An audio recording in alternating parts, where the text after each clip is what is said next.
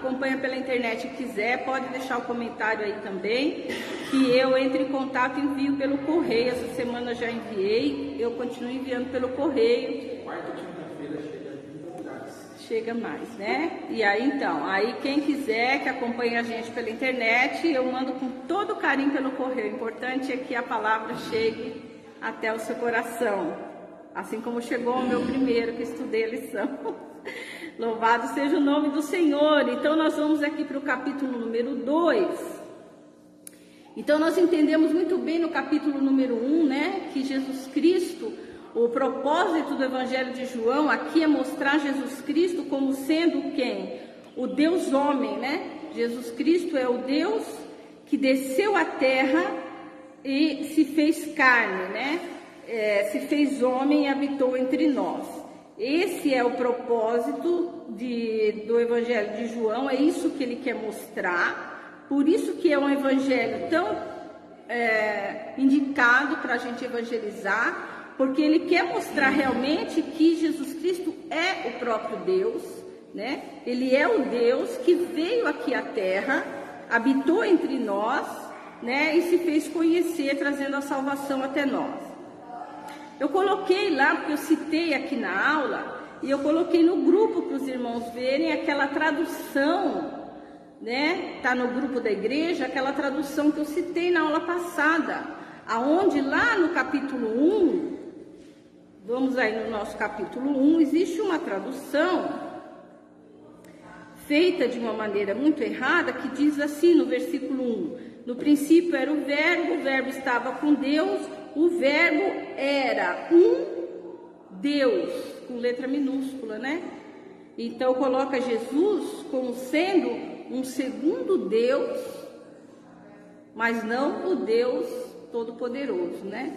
Então isso é uma tradução de uma outra crença, uma tradução errada, né?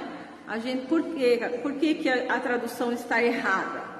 Porque é um pouco complicado de explicar para os irmãos, mas assim, de tudo o que conseguiram juntar dos manuscritos do Novo Testamento, porque o original mesmo, escrito pela mão de João, isso não temos mais, né? Hoje em dia não existe. O que a arqueologia tem são trechos do Novo Testamento escritos por copistas, pessoas que copiaram e foram distribuindo nas igrejas. Isso existe muitas partes do Novo Testamento, né? Existem muitas partes deles escritas e preservadas. O que é que esses estudiosos fazem? Eles pegam essas cópias, que é antigas, lá do 1º, 2º, 3º século, né?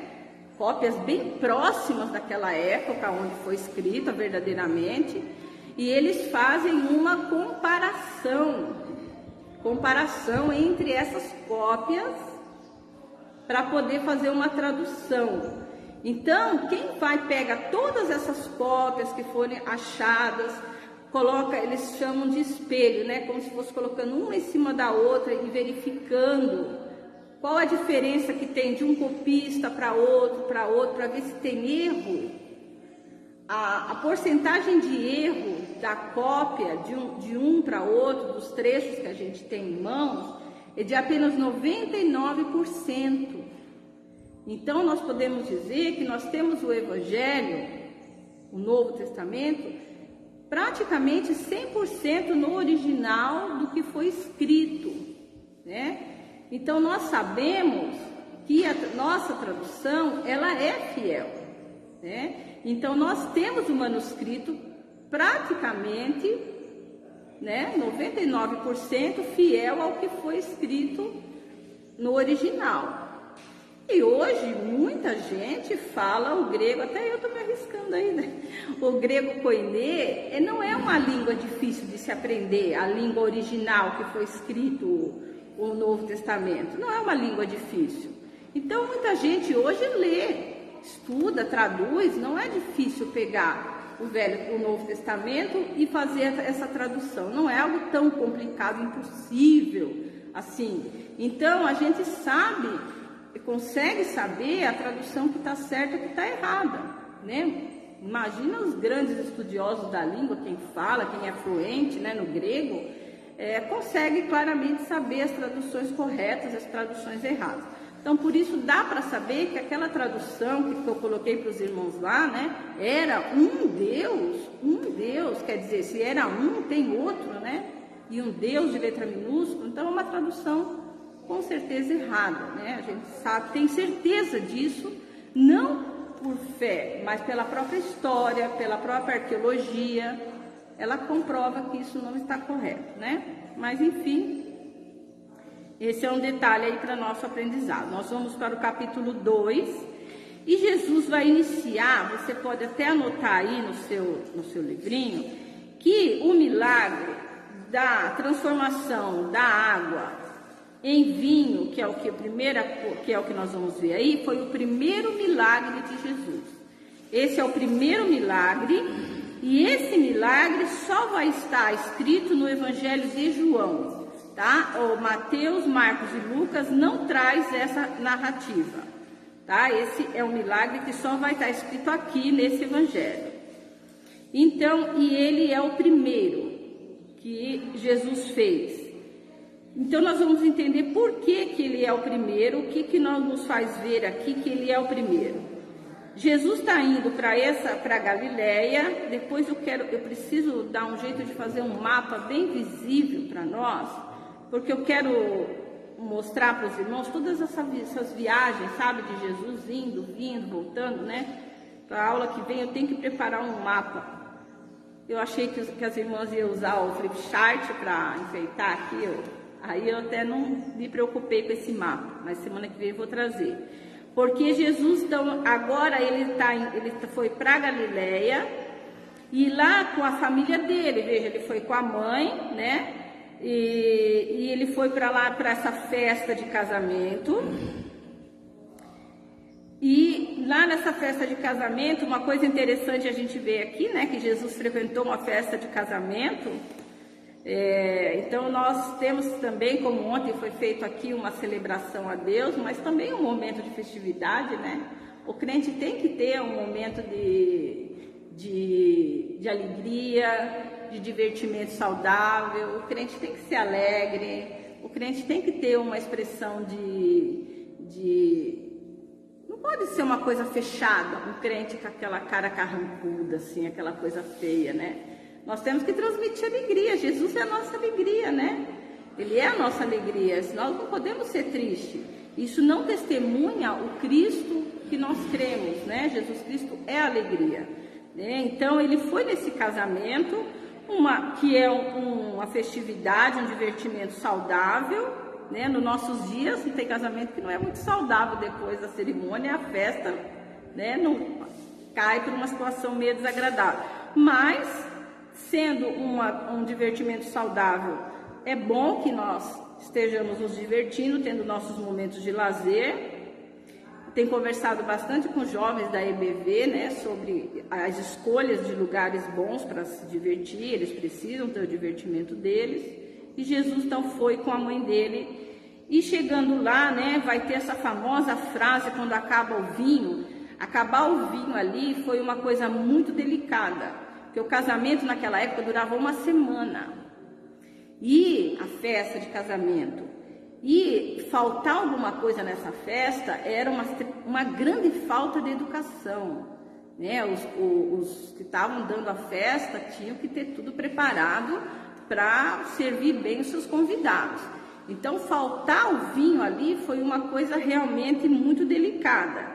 E Maria, ela vai procurar Jesus. Ela sabia quem era Jesus. Lembra que nos outros evangelhos tem uma parte que fala que Maria ia observando tudo e guardando tudo no coração dela, né? Ela sabia que o filho que ela tinha já, e ela vai perguntar, vai falar para ele, né, que não tem vinho. E ele vai responder para ela no verso 4: mulher, que tenho eu com você? Ainda não é chegada a minha hora. Essa palavra muitas vezes soa desrespeitosa. Mulher, que tenho eu com você, né? Que coisa feia o filho falar assim com a mãe, ainda mais Jesus Cristo, né? mulher, que tenho eu com você, né? Aqui, os irmãos vejam que quando aparece ainda não é chegada a minha hora, tem o númerozinho 12, porque vem aqui embaixo na nota de rodapé a explicação. Jesus não tratou com grosseria sua mãe, nem a desrespeitou. Na verdade, a palavra mulher ou senhora era carinhosa. Quando sua mãe lhe pede para agir, ele age, o que demonstra seu afeto por ela. Então, a expressão dele não foi desrespeitosa, era uma expressão que demonstrava carinho e respeito. E também, irmãos, aqui vai acontecer o seguinte: como ele está fazendo o primeiro milagre dele, ele está deixando de seguir a autoridade materna, né, de mãe, filho, pai. Ele agora vai começar o ministério dele. Então agora a autoridade que ele vai estar seguindo, a autoridade de Deus. Então ele não tem mais que servir a obediência de pai e mãe, a que ele tinha que fazer, né, como um bom filho. Então ele já não tinha mais que estar obedecendo ordem, pai, mãe. Então ele está anunciando agora: a minha obediência é a Deus, né? Também nesse sentido poderíamos dizer: o que eu tenho com você, Maria, não tenho mais. A partir de agora não sou mais o seu filho. Agora eu estou começando o meu ministério como Messias, como Salvador, né? Então, mas aí Maria vai dizer para os serventes, né, para as pessoas que estão ali servindo, os convidados: façam, veja no verso 5, tudo quanto lhes disser. Aí eu acho muito interessante essa parte, que aqueles que idolatram Maria deveriam fazer justamente o que ela mandou, né? Que ela está dando um conselho aqui, foi um conselho que ela deu, que justamente quem crê em Maria não segue o próprio conselho de Maria, porque Maria está dando um conselho aqui: faça o que ele lhes disser. Então ela está mandando que se fosse feito o que Jesus mandasse.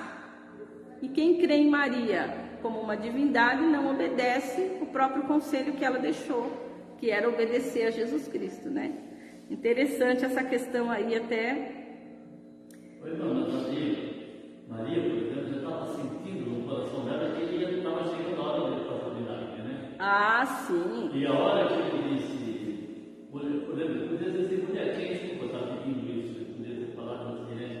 Ele disse: mulher, quem tem eu contigo? Nessas alturas ele já estava acima de todo mundo, já estava devidamente no poder de Deus, acima de qualquer suspeita, por isso que ele falou sobre a mão. Isso, exatamente. Ele já não era mais só o filho, né? Você sabe, pastor, quantos dias Jesus nasceu nessa ocasião aqui? Vocês lembram alguma coisa? O que nós sabemos é que com 30 anos ele começa o ministério, né? Pois é, mas aqui eu acho que foi bem antes ou não? Acredito com 30 anos, que é a idade que nós sabemos que ele inicia, ele é batizado, inicia o ministério. E o livro de João é o único evangelho que vai relatar exatamente os 3 anos do ministério de Jesus. Marcos, Mateus e Lucas vai focar em contar somente o último ano, praticamente do final do 2º para o 3º ano. João vai contar os 3 anos mesmo, certinho, do trabalho de Jesus Cristo. Então, provavelmente aqui ele já teria, 30 anos aqui o início do trabalho dele, né? Porque aqui ele está iniciando, acabou de ser batizado e está fazendo o primeiro milagre. Então ele disse para encher as talhas de água, né? E eles obedecem. Então essas talhas são enchidas de água e acabam virando o vinho, e o vinho da melhor qualidade, né? Então é feita essa observação, né? Sempre os donos da casa dão o vinho ruim primeiro, o de bom primeiro e o de má qualidade depois. E aqui aconteceu ao contrário, porque foi Jesus que fez o vinho, né? Vejamos que Deus, quando faz as coisas, faz por completo, né? Muitas vezes nós ouvimos alguns testemunhos de milagres, entre aspas, que são meios milagres. Já viram meios milagres? Deus cura, cura pela metade. Não existe meio milagre, né? Deus, quando cura, cura completamente, né? Então, por exemplo, eu vou dar um exemplo que é da minha própria família. Minha mãe, ela sofreu um acidente de carro onde ela triturou a perna direita. Triturou mesmo, era caso de amputação. E ela procurou pela minha bisavó, que era índia, e fazia remédios e benzia, e tinha essas religiões. E ela fez um emplasto, e minha mãe passou aquilo na perna, e hoje minha mãe anda, mas com uma dor terrível e com uma dificuldade terrível. Então ela disse que foi um milagre. De Deus não foi, porque se fosse um milagre de Deus, ela não sentiria tanta dor, né? E nem andaria com tanta dificuldade, porque Deus, quando faz perfeito e com qualidade, né? Então daí a gente vê quando são sinais e maravilhas do maligno, né? E quando são os milagres de Deus, porque Deus, quando faz por completo, faz perfeito, não deixa nada para trás, né? Então aí no verso 11 fala uma coisa muito importante. Assim deu Jesus início aos seus sinais em Caná da Galileia e manifestou a sua glória, a glória de Deus, que nós já vimos, né? Que ele está manifestando a glória do Pai, né? Os seus discípulos creram nele. Então a principal objetivo aí nesse primeiro sinal era mostrar os primeiros discípulos, que já lembra que nós vimos quais foram os discípulos que ele já tinha levado com ele aí no capítulo 1. Vamos relembrar? Quem que já tinha ido com ele no capítulo 1? André, Simão, que é o Pedro, Natanael e Filipe. Isso, então nós já tínhamos 4 discípulos junto com Jesus aí, né? E aí no verso 11 diz que ele fez justamente esse milagre para quê? Para que os seus discípulos, esses que já estavam com ele, crescem que ele era realmente o Messias, o Filho de Deus. Depois disso, desceu para Cafarnaum, ele, sua mãe, seus irmãos e seus discípulos, e ficaram ali muitos dias. Aqui também, irmãos, tem uma questão muito comentada, muito discutida, né, pela Igreja Romana, que é a questão de Maria não ter tido mais filhos, né, além de Jesus, né, dela ter permanecido a Virgem Maria, né. Não, aqui está falando, ó, ele, sua mãe e seus irmãos. Sabe-se que ele teve pelo menos 5 filhos, 5 irmãos e 2 irmãs, né? Então, aí a Igreja Católica diz que na verdade eram primos, porque havia essa questão, né, da troca aí, da maneira de se relacionar dentro da família. Mas a Bíblia, em todo momento que fala dos irmãos de Jesus, trata por irmãos mesmo, filhos de Maria com José.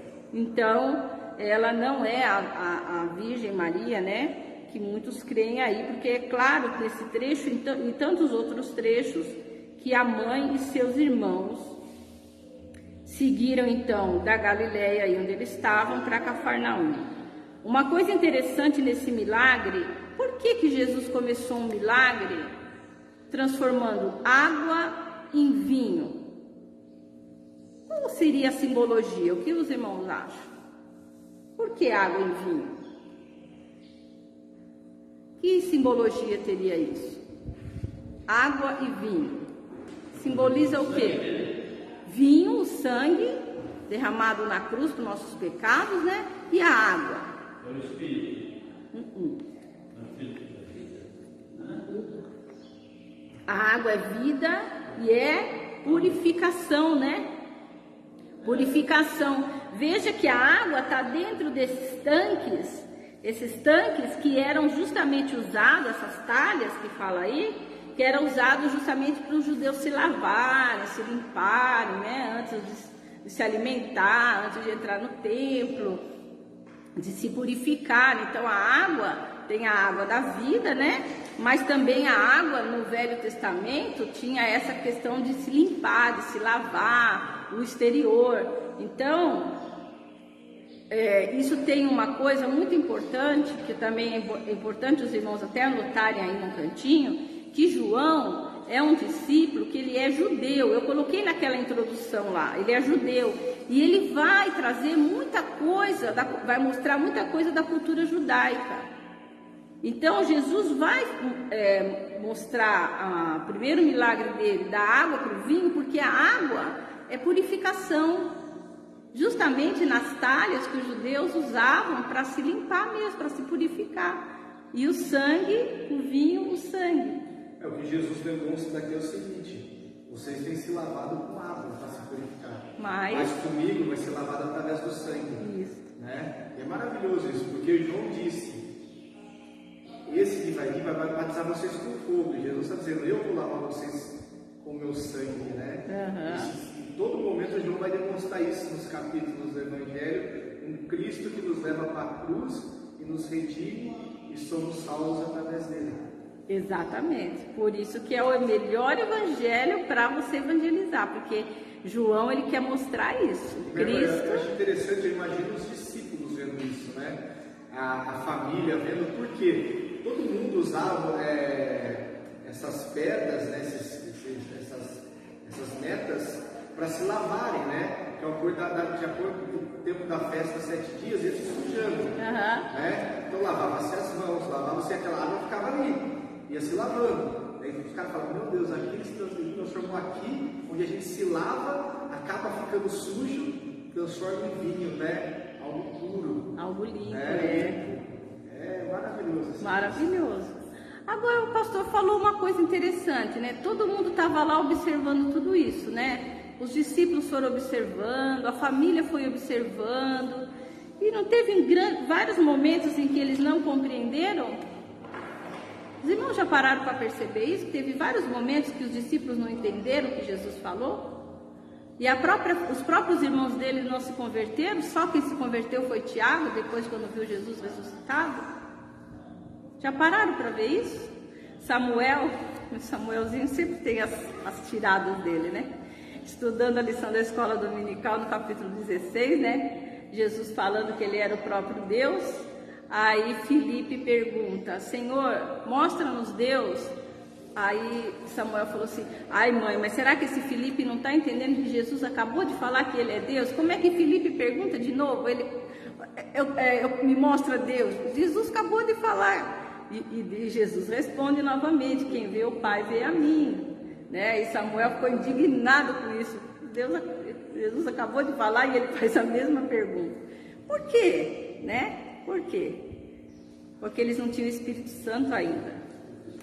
Por isso que muitas vezes a gente vê os próprios discípulos caminhando com Jesus e não compreendiam muita coisa. Não eram testificados. Eles ainda não estavam, não tinham recebido o Espírito Santo, porque quem convence pecado, da justiça, do juízo é o Espírito Santo.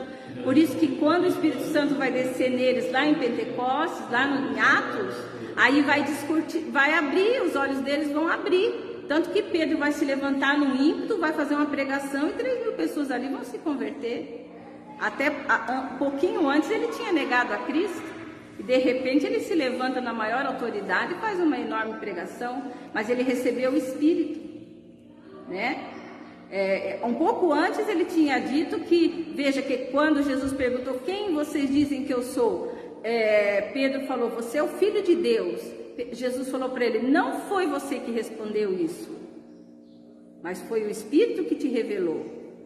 Logo depois, quando Jesus vai falar da morte dele: não, Senhor, o senhor não vai morrer? O que é isso? Não, isso não pode acontecer. E Jesus vai falar para ele: afasta de mim, Satanás, você está falando palavras, né? Eles não tinham entendimento ainda. Eles andavam com ele, estavam vendo tudo, mas eles só puderam compreender plenamente quando o Espírito Santo desceu. Então, muito bom. Dúvidas? Perguntas? Depois Jesus vai para a Páscoa, capítulo 13. Olha, João é o único evangelho também que vai mostrar as 3 Páscoas que Jesus participou. Por isso que nós temos certeza que João é o único apóstolo, o único evangelista que vai contar os 3 anos da vida de Jesus. Os outros não. Os outros evangelhos só vão contar a última Páscoa que é quando Jesus morre. E João, nós vamos ver que João vai contar 3 Páscoas. Então João vai contar 3 anos da vida de Jesus. Então ele já vai aqui para a primeira Páscoa. E na primeira Páscoa, o que ele vai acontecer? Quando Jesus vai para Jerusalém, ele vai ver a casa de Deus cheia de quê? De pessoas vendendo coisas, vendendo animais, vendendo bois, ovelhas, pombas. Por quê? Porque as pessoas iam para o templo fazer sacrifício na época da Páscoa. Como tinha gente que vinha de muito longe, era ruim trazer, né, seus animais para fazer. Então, o que ele faz? As pessoas aproveitavam isso e vendiam lá, que era mais fácil. Só que o que faziam? Às vezes cobravam mais caro, se aproveitavam. E o pior de tudo isso é que eles estavam fazendo dentro do templo. Olha, leia o versículo 14 para mim. E achou sentado no templo os que vendiam bois, ovelhas, pombos, bem como os cambistas. Dentro do templo. Bem como os cambistas. Os cambistas era quem trocava dinheiro, não é isso, irmão? Porque como vinha gente de outros países, né, de outras localidades, vinham com dinheiros diferentes, então trocava dinheiro. Olha só o que aconteceu. Tudo isso sendo feito. Já pensou, irmãos, uma verdadeira feira aqui dentro? Né? Então. Mas isso se vê por aí, né? Claro que existe horas e horas, né? Horas e horas, né? Que nem quando nós fizemos aqui. Vamos explicar, né? Quando nós fizemos aqui o jantar, que era um momento de distração, fizemos a abertura do amigo secreto de oração, era um momento mais social. Colocamos ali as roupas para vender, para ajudar lá o trabalho no Araçá e tudo ali. Mas o nosso trabalho aqui era um trabalho mais social, mais de socialização. Também porque nós não temos outro espaço. Também não temos. Nós nos adaptamos a isso. Agora aqui nós estamos. Hã? Tem boi, tem pombo. Não, mas a situação era outra, né? Mas já pensou, a Páscoa era uma coisa séria, né? A Páscoa não era uma socialização, uma festa, a Páscoa era uma celebração muito séria, para se fazer dentro do templo uma verdadeira feira, né? A Páscoa era um momento de uma celebração solene, né? Se exigia reverência, respeito, era um momento de aprendizado, um momento muito bonito da história dos judeus, que deveria estar tendo mais respeito. Por isso que Jesus ficou nervoso ali. Vou contar uma história para os irmãos, que não é minha história, eu escutei. Um judeu e um americano, o americano perguntou para o judeu assim: por que vocês são um povo que mantém tão forte a história de vocês? E nós aqui, que temos uma história mais recente, não conseguimos manter na nossa juventude, no nosso povo, a nossa própria história, né? Aí o judeu perguntou para o americano assim: como é que você conta a sua história para os seus filhos? Lá na escola eles contam, tal. Eu não sei a história dos americanos, mas quem contou a história contou lá na escola, tem um livro didático, a professora conta a história assim, assim. Ele falou: pois nós judeus, no dia da Páscoa, nós sentamos na mesa, comemos a mesma comida que os nossos ancestrais comeram, vestimos as mesmas roupas, usamos os mesmos nomes, nós sabemos exatamente onde eles estavam, o que eles estavam fazendo, nós cantamos as mesmas músicas que eles cantaram, nós repetimos as mesmas palavras que eles repetiram, nós fazemos tudo direitinho, do jeitinho que eles fizeram lá no tempo passado. Então nós reproduzimos a história nossa para os nossos filhos, tudo do mesmo jeito que foi feito antigamente. E nós ensinamos para os nossos filhos a importância da nossa história, mas não de qualquer jeito, através de um livro de história, sentado na nossa mesa, comendo a mesma comida, vestindo a mesma roupa, usando os mesmos nomes, fazendo as mesmas orações, falando as mesmas coisas, anos, séculos e séculos e séculos. Então assim a nossa história fica guardada no nosso coração, geração após geração. Diferente, bonito, né? E assim o judeu explicou para o americano por que a história judaica fica tão fortemente guardada no coração do povo deles. Mas enfim, nós estamos falando aqui da questão da reverência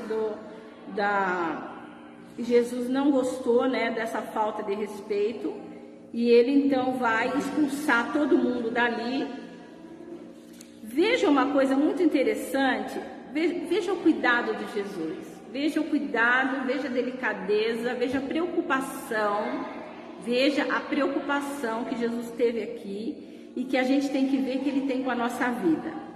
Aqueles que tinham mais condições, né, que era quem tinha boi, quem tinha ovelha, quem tinha os cambistas, que circulava muito dinheiro, ele foi espalhando tudo, né? Fez um chicote, que aqui a nossa tradução traz azorrague, né? Aí tem o númerozinho 16, que a gente vem aqui embaixo, na notinha de rodapé, e o pastor colocou que é um chicote.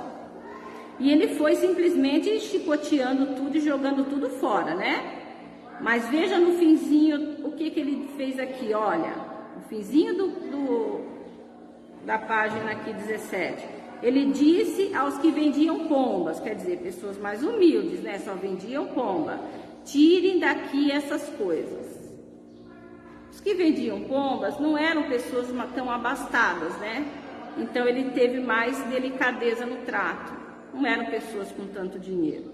Então as pombas ele não saiu chicoteando tudo, ele pediu para que tirasse. E ele disse, não façam da casa de meu pai uma casa de negócios. Quem está com o texto de Zacarias 14, 21? Zacarias 14, 21 profetizou isso.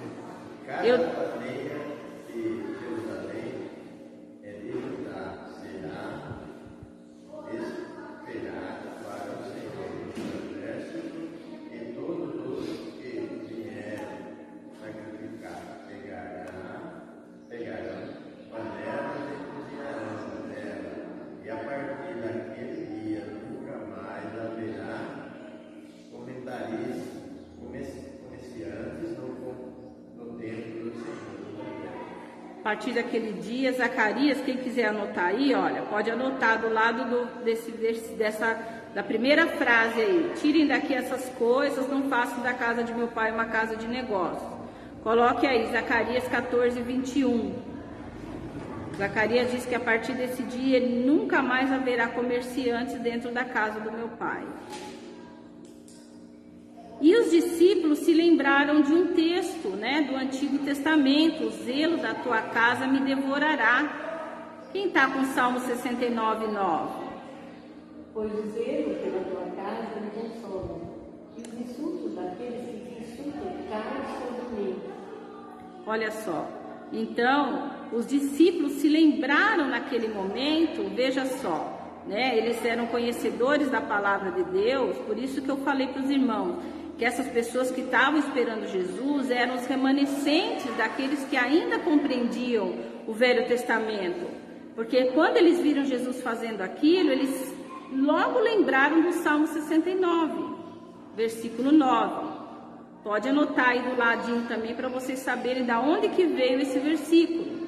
Eles se lembraram dessa palavra e viram, né, que essa palavra estava sendo cumprida naquele momento em que Jesus estava cuidando da casa do Senhor.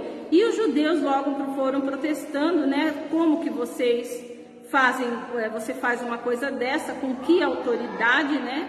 E Jesus vai dizer que em 3 dias ele derruba e ele levanta aquele templo. Os judeus logo vão lhe dizer, mas como que você vai fazer isso se esse templo levou 46 anos para ser edificado?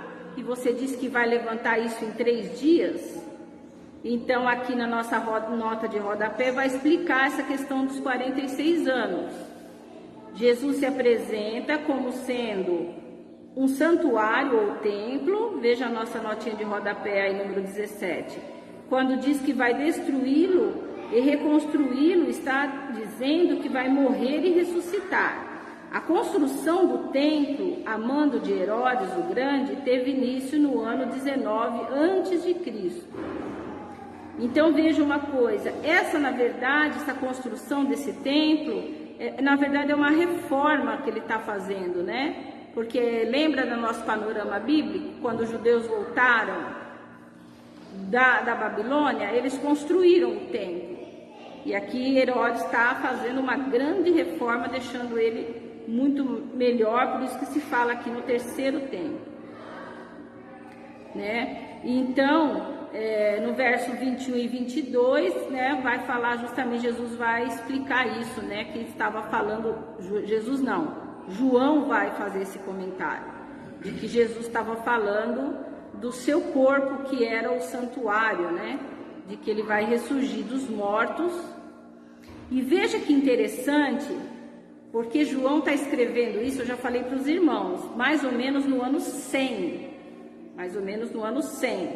Então, veja que interessante que João vai dar um testemunho aqui, ó, no verso 21 e 22. Mas ele falava do santuário do seu corpo.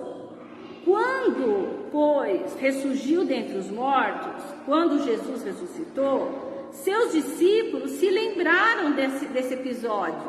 Olha que interessante, né? Os discípulos se lembraram.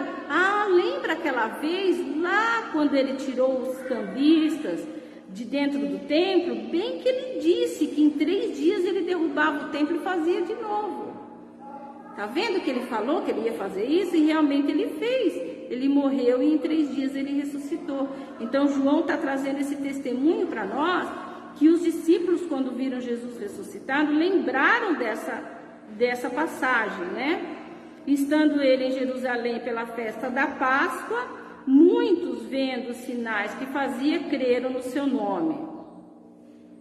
Mas o próprio Jesus, olha só que coisa interessante, isso aqui também é muito interessante. Jesus fez tantos sinais, tantos milagres. Quantas vezes os irmãos não se perguntaram isso? Quantos milagres Jesus fez no meio daquele povo? E na hora de escolher entre ele e Barrabás, o povo gritou o quê? Crucificam, né? Mas olha só o que está escrito aqui. Mas o próprio Jesus não confiava neles. Neles quem? Nas pessoas que estavam ali.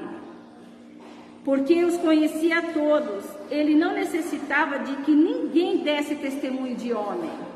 Ele não precisava que os homens dissessem que ele era isso ou aquilo, pois ele bem sabia o que havia no coração do homem. Jesus sabia que eles estavam vendo aquilo, crendo ali naquele instante, pela emoção. É o que a gente vê hoje, a pessoa vai naquele culto bonito, se alegra, canta, sai dali, estou convertido, daqui um pouco não está mais, né? Então Jesus sabia que aquelas pessoas ali estavam só naquele momento ali, não era uma crença real. Então Jesus sabia bem o que estava passando pelo coração daquela multidão que estava seguindo ele, vendo o que ele estava fazendo, né? E no capítulo 3, vamos ver aqui mais rapidamente, Nicodemos. Nicodemos é um fariseu. E por que ele vai procurar Jesus de noite, hein? Porque tinha medo, né? Ele tinha medo, ele era um judeu, fariseu, importante dentro da sinagoga, né? E os judeus já estavam começando a ficar com raiva de Jesus. Então ele vai procurar Jesus de noite e vai indagar Jesus a respeito da salvação, a respeito do conhecimento da palavra. Na verdade, o que ele vai querer saber? A respeito da salvação dele, né? E o que Jesus vai dizer para ele? Em verdade lhe digo, que se alguém não nascer de novo, não pode ver o reino de Deus. Precisamos desse novo nascimento.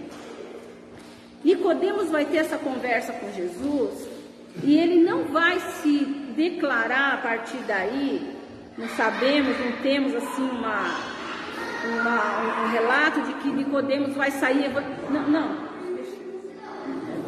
Não, deixa ele, não está atrapalhando nada. Nós não sabemos se Nicodemos vai sair por aí evangelizando, se Nicodemos vai... Não, nós não temos esse relato, né? Nicodemos teve essa conversa com Jesus e ficou por aqui.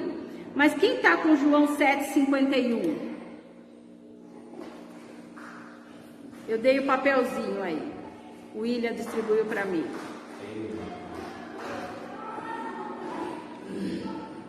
A nossa lei condena,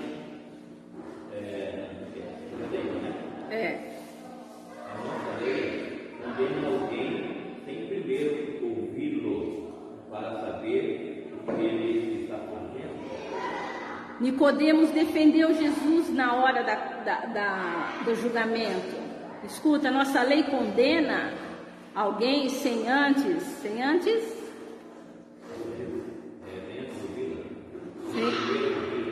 primeiro ouvir a pessoa. Então veja, Nicodemos ele se converteu, mas ele ficou na surdina ali meio no canto dele, né? Ele não se declarou, mas na hora e ele também, depois nós vamos continuar aqui no nosso estudo, ele vai acompanhar o sepultamento de Jesus, né? Então nós vemos que nesse momento em que ele conversa aqui escondido com Jesus à noite, ele vai se converter realmente. E ele vai falar assim, mas como que eu vou nascer de novo se eu sou velho? Eu vou voltar para o ventre da minha mãe? Ele não entendeu o sentido espiritual da palavra, né? E ele deveria entender, porque ele era o mestre da lei, né? Mas ele não entendeu. E Jesus vai dizer aquilo que nós acabamos de conversar sobre a transformação da água em vinho.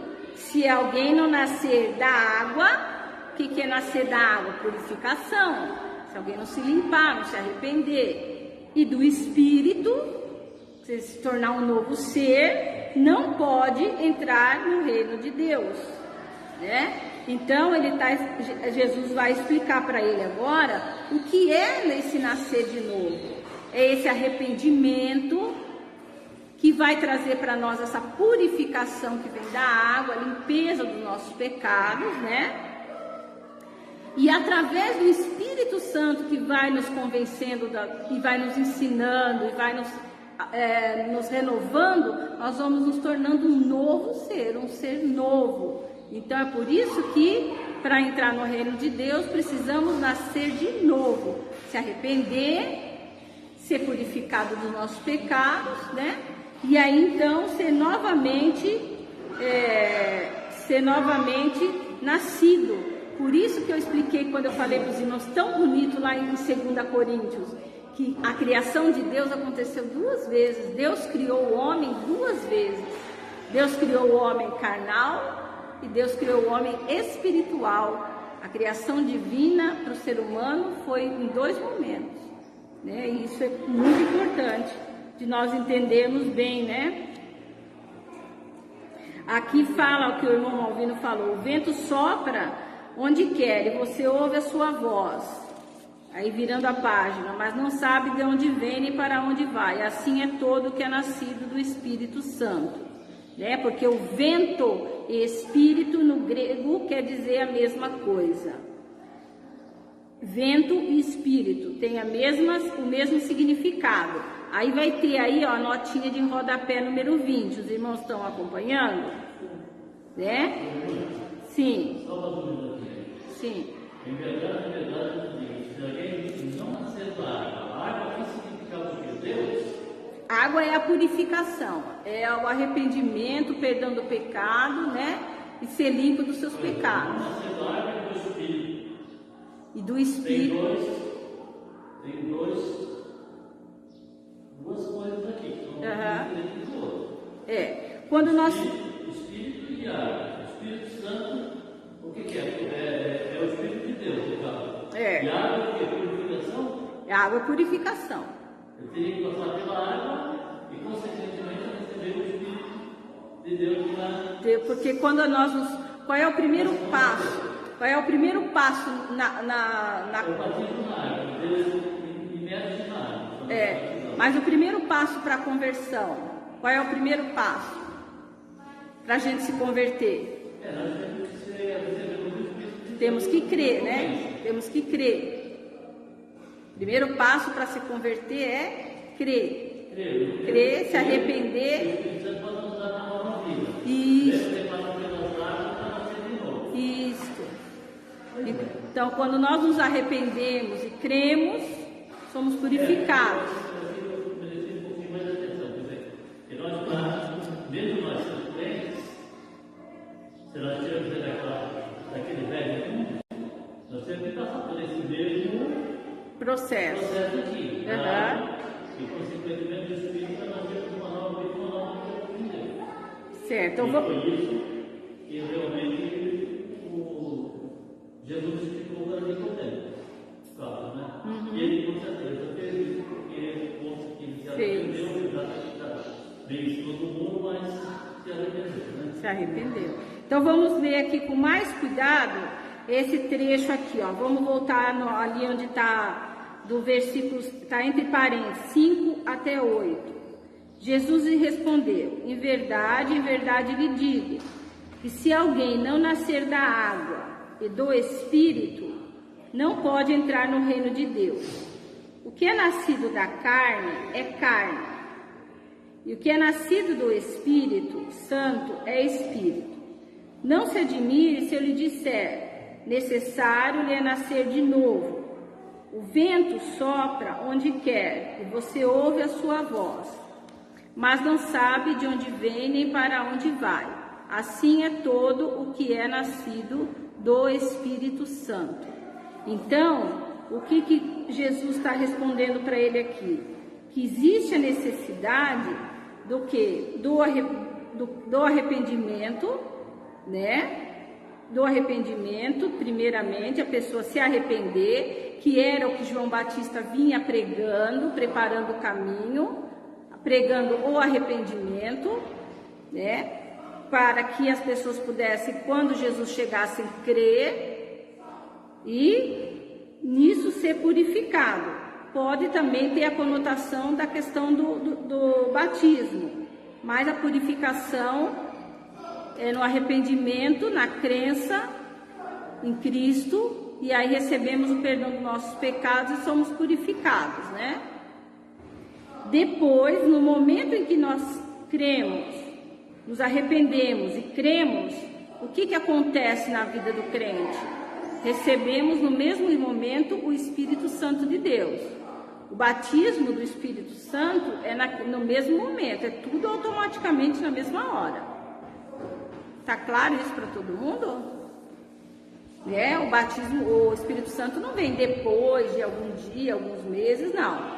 Eu me arrependi dos meus pecados, eu criei em Jesus, aceitei Jesus agora como meu Senhor e Salvador. Nesse mesmo momento o Espírito Santo desceu sobre mim. Certo? Então eu vou passar a ser agora o quê? Uma nova criatura. Os horizontes se abrem, né? Quando você passa pelas águas, né? Quando você sai dali, você realmente sente que tem uma coisa diferente, você está vendo novos horizontes, você realmente está modificado. Não, aí o batismo é só uma simbologia, como a ceia, né? Você não passar pelas águas, você não passar pelas águas, não receber o Espírito, automaticamente você continua. Mas quando você passou isso, você já estava arrependido de você passar pelas águas. Sim. Já teria se arrependido, e daí é a conservação. Você vai passar pelas águas e receber o Espírito Santo, você tem um novo horizonte, uma nova condição de vida que você vai seguir. Não, vamos recapitular. Assim, irmão, a gente se arrepende, a gente entende que somos pecadores. Veja se todo mundo está acompanhando e concordando comigo. Nós entendemos através da pregação, da leitura da palavra, seja como for, entendemos que somos pecadores, nos arrependemos. No momento em que eu me arrependo do meu pecado e aceito Jesus Cristo como Senhor e Salvador da minha vida, vamos supor que eu faço isso agora, nesse exato momento, me arrependi e aceitei a Jesus. Nesse momento agora, recebi o Espírito Santo. Isso tudo acontece no mesmo momento. Me arrependo, aceito Jesus, recebo o Espírito Santo. Por isso que eu defendo que salvação não se perde. Sim. Porque o termo colocado aqui, no capítulo 1, verso 3, quando o João escreve aqui na versão em português, né? Ninguém pode ver o reino de Deus se não nascer de novo. O termo grego original é nascer do céu. Entendeu? Então, a partir do momento que você aceita Cristo, você é uma nova criatura. É novo. Entendeu? É novo. Não pode voltar a ser velho. Então, o que acontece? Tem muita gente que acha que aceita Jesus, reconhece Jesus como Senhor e Salvador, aí fala assim, isso falou da emoção, né? Vai lá, acha que tem o Espírito Santo, acha que é convertido, e de repente você fala assim, nossa, voltou para o pecado. Na verdade, ele não foi convertido. Nunca nasceu de novo. Ele acha, e o problema é, as igrejas hoje em dia têm ensinado as pessoas acharem que são convertidas, não demonstrar para elas que elas precisam de um arrependimento. Mas espera lá, vamos organizar os pensamentos aqui. Aí, quando Jesus coloca que deve nascer, no verso 5, que diz a verdade, ninguém pode entrar no reino de Deus se não nascer da água do Espírito, é porque ninguém vai chegar se não tiver purificado. Aqui ele faz uma alusão também ao batismo, sim, porque o batismo lá no final, em Mateus 27, é uma ordenança. É uma ordenança. É uma ordenança. Mas a ordenança para o crente é a ceia e o batismo. Mas então, vamos voltar aqui na dúvida do irmão Malvino. Então, só para a gente esclarecer lá, depois a gente volta cá, que agora ficamos com divergência de duas ideias, né? Então, recebi o Espírito Santo no momento que eu crio. Então, eu crio. Aí, passado um tempo, eu vou ser batizado, né? O que vai acontecer na minha vida espiritual no momento que eu fui batizado? Nada. Só uma demonstração É só isso. O dia que eu fui batizado, não vai acontecer nada de diferente na minha vida espiritual. Eu só vou estar demonstrando publicamente que eu aceitei a Cristo e que vou seguir uma vida com Cristo. Mas não é no dia do batismo que eu vou receber o Espírito Santo. E nem vou receber nada de mais e nem de menos. Tá? Tudo acontece na hora de crer. Isso está claro para todo mundo? Está claro? Aí entra o que o pastor está falando. Que nós não perdemos a salvação. Porque uma vez que nascido de novo, não dá para voltar a ser o velho homem, né? Então não perdemos a salvação. Mas eu conheço gente que abandonou a Cristo e não voltou. Irmãos, eu vejo duas situações.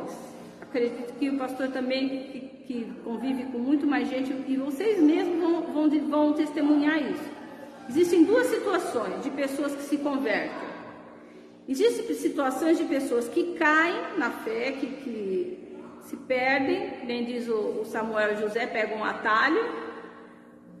Pode até demorar um tempo, mas volta. Esse é nascido de novo. Porque o Espírito Santo está nele, ele nasceu de novo, ele deu aquela derrapada, mas o Espírito Santo está nele e aquilo nunca deixa de incomodar. É como o filho pródigo. Não deixou. Não deixou de ser filho. Ele foi e fez o erro, mas ele era filho legítimo. A pessoa vai, às vezes demora, às vezes não demora, às vezes até entre nós mesmos, eu tenho um testemunho que eu fiquei um tempo fora da igreja, mas o Espírito Santo nunca deixou de me incomodar nisso. Então, é aquilo. Agora, tem aquela pessoa que sai mesmo e não quer saber mais. Então, essa aí é aquela que a gente sabe Essa eu acho que não recebeu Jesus de fato. Essa não foi convertida. Então... Só foi assim, uma emoção, né? Foi influenciada para que ela cresce, porque a pessoa pediu, não porque ela sentiu, né? Aí, de uma certa forma, você passa a ser filho de Deus, você é eleito de Deus. Filhos por adoção. Então, porque tem a criatura e o filho. Aí isso que a gente tem que analisar bem para saber que salvação não se perde. Ele só pode demorar anos, mas aquele que nasceu de novo volta. Porque... Isso Nicodemos também que questiona, mas como que pode uma pessoa voltar ao ventre da sua mãe? Né? E é a demonstração disso. Se você é nascido do céu, você não vai entrar no ventre de novo e querer renascer. Então não existe isso da pessoa querer aceitar Jesus 10 vezes. Não, vou aceitar Jesus de novo. Uma vez só. Você nasceu uma vez só. Exatamente. Tem igreja que fica fazendo apelo, a pessoa vai 10 vezes lá na frente e ninguém chama esse cristão e fala assim, vem cá, querido, vou te explicar o que é salvação. Entendeu? E acaba as pessoas nesse erro no sentido assim da cai na fraca, eu caio, né? E fala que conhece Jesus 10 mil vezes. Pastor, aquela situação que a Peterina fala, não recebeu o Espírito Santo, ele fala, nem ouvi falar ainda do Espírito Santo. E ele põe as mãos e ele recebe o Espírito Santo. Como se explica isso? Que tem o batismo do Espírito Santo, né? Vamos abrir lá em Tessalonicenses. Vamos ver se é primeiro ou é segundo Tessalonicenses. Vamos ver se eu vou achar aqui agora, que eu não sou boa de guardar.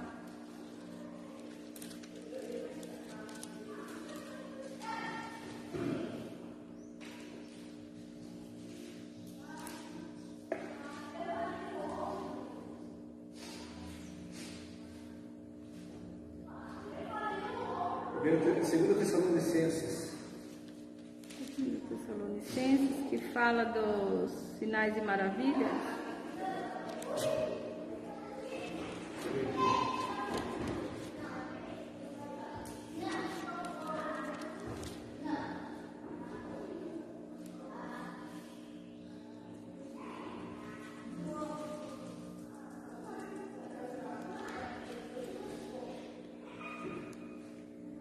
Por isso que o pastor Israel fala para mim assim, Alessandra, saia dessa Bíblia de papel. Porque você fica procurando e você não acha.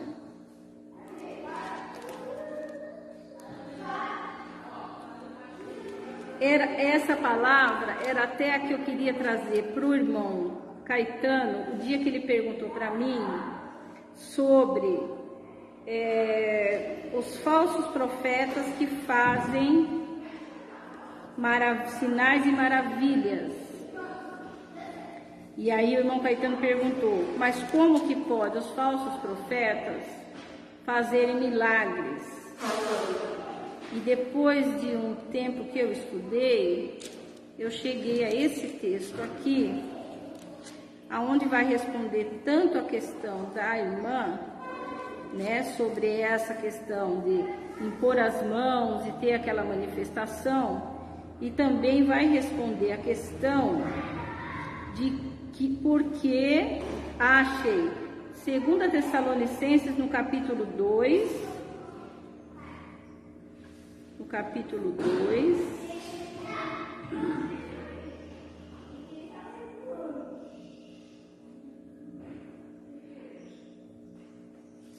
no verso 9. Também tá falando aqui do falso profeta, está falando da apostasia, está falando também do anticristo. Ora, o aparecimento do iníquo é segundo a eficácia de Satanás, com poderes e sinais, prodígios de mentira, e com todo engano de injustiça aos que perecem, porque não acolheram o amor da verdade para serem salvos. Olha só. Esses falsos profetas e falsos mestres, aqueles que Jesus falou lá no Sermão do Monte, Senhor, mas eu fiz milagres, mas eu curei, mas eu expulsei demônio no teu nome. E Jesus vai dizer para ele, não, mas eu nunca te conheci. Mas como? Jesus está falando aqui, que eles vão, pela eficácia de Satanás, eles vão fazer o quê? Com todo o poder, eles vão fazer sinais e prodígios da mentira, com todo engano de injustiça. Tem um texto em Mateus que Jesus também fala, vamos ver se eu me lembro aqui, que Jesus fala que os falsos apóstolos vão fazer sinais e prodígios que, se fosse possível, enganaria até os escolhidos. Lembra dessa palavra? Mateus, vamos ver se eu acho aqui. Então, aquela vez que o irmão Caetano perguntou, mas como que pode esses falsos profetas fazerem sinais e maravilhas?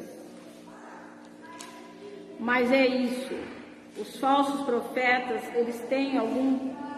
eles fazem sinais e maravilhas. E Jesus avisou que, se fosse possível, eles enganariam até os escolhidos.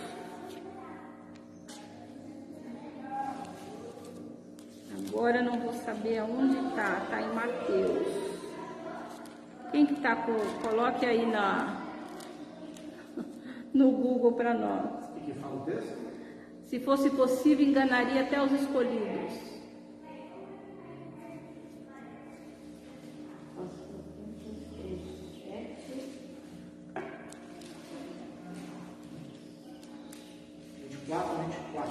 Isto, 24 e 24. Mateus 24, 24. Mateus 24. Ai, gente, anota para a gente nunca mais esquecer esses dois textos. Porque surgirão falsos cristos, falsos profetas, operando grandes sinais e prodígios para enganar, se possível, os próprios eleitos. Então veja só. Vamos guardar esse texto para eu não esquecer mais. Então, a irmã entendeu? Não é. O que a irmã está falando é do eunuco, né? Caminho do eunuco. O texto diz assim: prosseguiram pela estrada, chegaram ao lugar onde havia água, lá em Atos 8:36. Que me impede, olha aqui a água, disse o eunuco. Que me impede de ser batizado? Disse Filipe. Você pode, se crer de todo o coração. O eunuco respondeu: creio que Jesus Cristo é Filho de Deus. Assim deu ordem para parar a carruagem. Então Filipe e o eunuco desceram a água, e Filipe o batizou. Quando saíram da água, o Espírito do Senhor arrebatou Filipe repentinamente, e o eunuco não o viu mais, e cheio de alegria seguiu o seu caminho. Filipe, porém, apareceu em Azoto, e indo para Cesareia, pregava o evangelho em todas as cidades pelas quais passava. Não, é aquela palavra que fala assim, já recebi o Espírito Santo, que fala, não sei nem se existe o Espírito Santo. Ah, dos discípulos de João. Aí ele impôs as mãos e ele recebeu o Espírito Santo. Eu não tenho dúvida quando receber o Espírito Santo, quando se converte. Eu estou falando é que esse um recebeu depois a pergunta. Vou explicar para a irmã. Eu dei essa aula em Coríntios. Acho que 2 vezes. O Espírito Santo, ele desceu com a imposição de mãos, parece que 3 ou 4 vezes. Quando foi pregado para judeu, é que agora não tem os textos certinho, só aconteceu nessas vezes, em que a pessoa se converteu, houve a imposição de mãos, e o Espírito Santo desceu e a pessoa falou em línguas conhecidas. Por exemplo, eu impor a mão na irmã e a irmã falar japonês. Isso aconteceu para demonstrar que Deus estava incluindo no seu plano de salvação todos os povos. Isso aconteceu com judeu, com gentil e com samaritano. 3 vezes aconteceu isso na Bíblia só. Depois nunca mais. Nunca mais na Bíblia aconteceu isso novamente.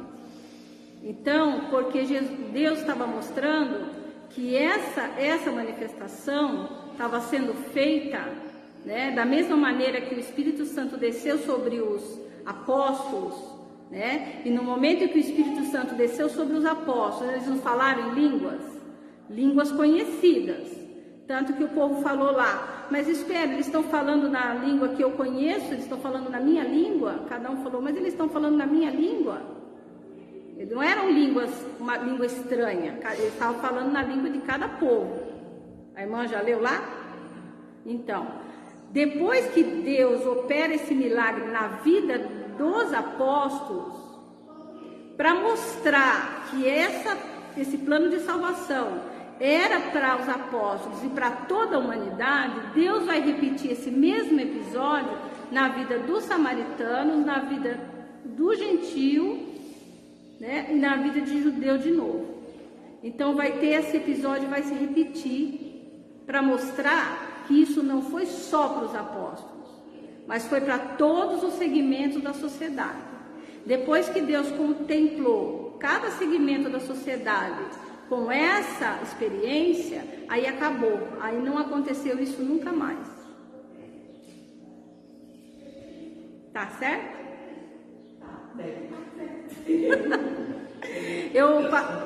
Eu passo o texto para a irmã, que eu tenho essa coisa. Aqui, em Atos 2, que fala sobre essa expressão,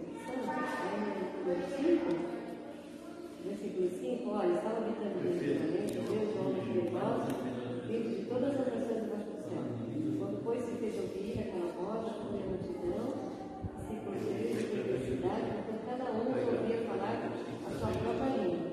Estavam atônitos, admirados de ser crente, não são porventura galileus, todos esses que estão falando, e como os ouvimos falar cada um em nossa própria língua materna, somos partos, medos, elamitas, os naturais e os importantes, judeus, Capadócia, Pontiaca. Aqui eles falavam a língua deles, né? Aí você vai perplexo, como é que pode? A descida do Espírito Santo tem que falar, né? E dentro de uma língua eu tenho que entender, né? Deixa eu passar para os irmãos que estão aqui pela internet. Nós estamos falando aqui sobre a questão do dom de línguas. Quem está pela internet, nós estamos lendo Atos 2, tá? Atos 2, do verso... E no 4, fala bem assim, ó, todos ficaram cheios do Espírito Santo e passaram a falar em outras línguas, segundo o Espírito lhes concedia que falassem. Isso. Então nós estamos, para quem está pela internet, olha, nós estamos lendo Atos 2, do 4, né? Do 4, pode ler aí do 4 até o 13, porque vai dizer que no momento em que desceu o Espírito Santo sobre os apóstolos, as pessoas ficaram admiradas. Por quê? Porque ouvia cada um falando na sua própria língua, né?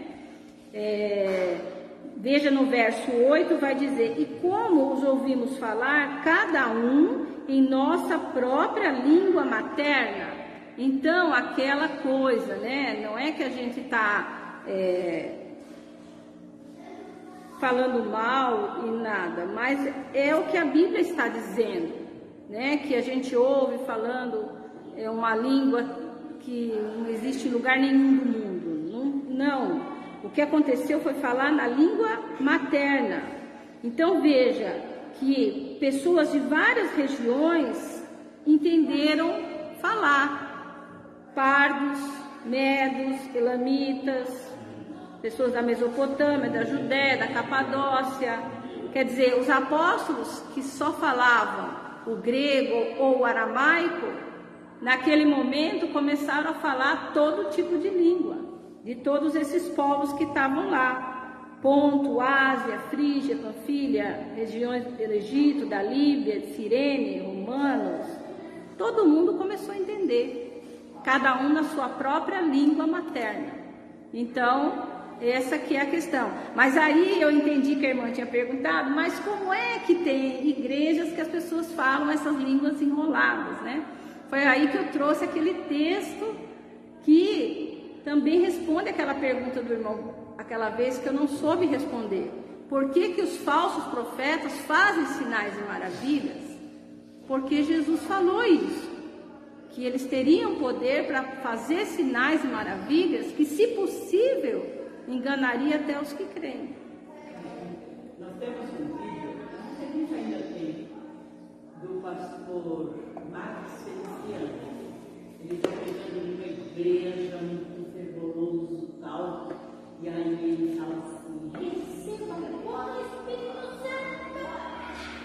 Mas todo mundo recebeu, aí virou um estendeu assim, sabe?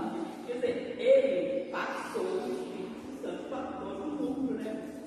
Nós temos que ser assim. Olha o que Paulo fala em 1 Coríntios 14, né, a questão de língua e receber o Espírito Santo. Verso 9: assim acontece com vocês, se não proferirem palavras compreensíveis com a língua como alguém saberá o que está sendo dito. Vocês estarão simplesmente falando ao ar, sendo dúvida a diversos idiomas no mundo. Todavia, nenhum deles é sem sentido. Portanto, se eu não entender o significado do que alguém está falando, serei estrangeiro para quem fala, e ele estrangeiro para mim. Assim acontece com vocês, visto que estão ansiosos por terem dons espirituais. Procurem crescer naqueles que trazem a edificação para a igreja. Em verso 18, Paulo vai dizer: dou graças a Deus por falar em línguas mais que todos vocês. Línguas aqui Paulo falava: o hebraico, o aramaico, o grego e latim, tá? Mais que vocês. Praticamente Paulo falava para o mundo inteiro. Falava para o mundo inteiro. Todavia, na igreja, prefiro falar 5 palavras compreensíveis para instruir os outros a falar 10.000 palavras em uma língua que ninguém entenda. Eu já ouvi o testemunho. 1 Coríntios 14. Eu já vi o testemunho de uma pessoa estrangeira entrar numa igreja e o pastor está pregando em português e ele entender a mensagem na língua dele. Sim. Aí isso é a ação do Espírito Santo. É a ação do Espírito Santo eu falar em língua. É que nem na igreja já testemunha, viu o irmão João, lá em Rio Claro. O irmão João era analfabeto. E lia a Bíblia. Ele abria a Bíblia, lê melhor que todo mundo aqui. Basta, o José é prova disso. Basta, é o meu caso. Se a irmã falar para mim, se a gente estiver conversando e a irmã falar para mim, água mole, pedra dura, tanto bate até que fura, eu não entendo. Mas se a irmã falar para mim a Bíblia, eu entendo. Como isso? Então, é uma coisa que é fantástica, né? Que é uma coisa que é o Espírito Santo de Deus que faz nas nossas vidas, né? Pessoas analfabetas que leem a Bíblia, eu conheço, né? Quantas? Nós citamos o próprio irmão Cícero, né? Que nunca estudou música, não sabe o que é uma cifra, nem uma nota, e um homem extremamente estudado na música teve aqui e falou que o que ele faz é uma maestria na música. Ok, essa é uma coisa fantástica, né? O jeitinho dele. Na humildade, na simplicidade dele, ele não tem noção do conhecimento que ele tem, né? Coisa fantástica que Deus nos dá, né? É isso aí, mas acho que já deu meu tempo, né? Quanto que horas são? 10h35. Já passamos. Foi bom, foi produtivo, então nós vamos ter que parar por aqui e continuar a nossa aula do versículo mais bonito, né? Eu até tinha preparado uma espécie de um poema aqui, que é João 3,16, né? Mas então Deus preparou muito bem. Nós vamos parar em João 3,16 aqui, ó, para a próxima aula. E vou trazer aqui, mostrar para os irmãos a grandeza, as 13 maiores grandiosidades escritas aqui. Vem as crianças, vamos ver se tem aniversariantes. Eu acho que não tem. Não tem? Tem? Tem aniversariante? Chama as crianças lá. Não tem ninguém? Aniversariante? Acho que não. Sem ler o seu versículo? Guarda, irmão, porque eu não cheguei lá. Guarda seu versículo para a semana que vem, José. Faz só mais uma vez. Eu falei para os irmãos agora. Beth tem aniversariante? Não, né? Não. Semana que vem tem aniversariante especial. Mês de dezembro tem alguns aniversariantes aí, tem gente até no Natal. Tem gente aniversariante junto com Jesus? Olha que bênção. E quem vai dirigir a escola dominical? William? Você vai? Se eu conseguir. Não? Seu pai falou não, nem podia. Quem vai? 12 anos eu deixo. Seu pai falou não. Depois que ele faz a discipulada e batizar. Quem que vai dirigir a escola dominical?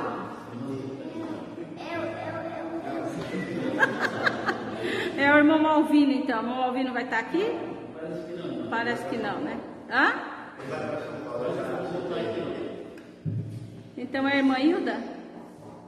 Vai estar aqui, irmã Hilda?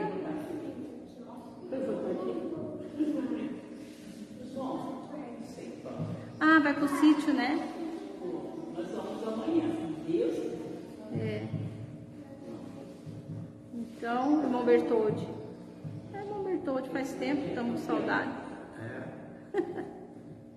Então, vamos abrir o nosso cenário no número 30 e vamos cantar bem baixinho para o José começar a ensaiar, tocar com a gente.